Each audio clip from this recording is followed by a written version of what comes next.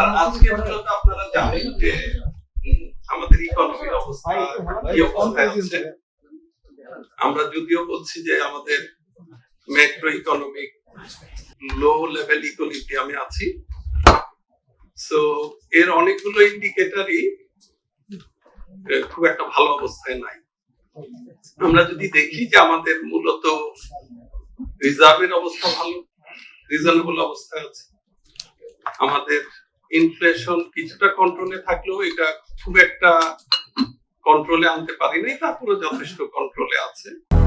200-র বেশি সার্ভিস ও ফিচারে লেনদেনের সব বিকাশ অ্যাপে সম্ভব। এই সিচুয়েশনে কিন্তু আমাদের এমপ্লয়মেন্ট ডিগ্রোথ হচ্ছে, আমাদের ইনভেস্টমেন্ট ডিগ্রোথ হচ্ছে, আমাদের রেভিনিউ কালেকশন ডিগ্রোথ হচ্ছে। সো এর সাথে নতুন করে যুক্ত হয়েছে মিডল ইস্ট ক্রাইসিস। আজকে মূলত আপনাদের সাথে পরামর্শ নিতে যাচ্ছি আমরা যে এই যে নতুন একটা ক্রাইসিস হলো, এইখানে আপনাদের পরামর্শ নিব। এর আগে আমরা ইকোনমিস্টদের সাথে বসেছি, আরো স্টেক হোল্ডারদের সাথে বসেছি এবং বসছি।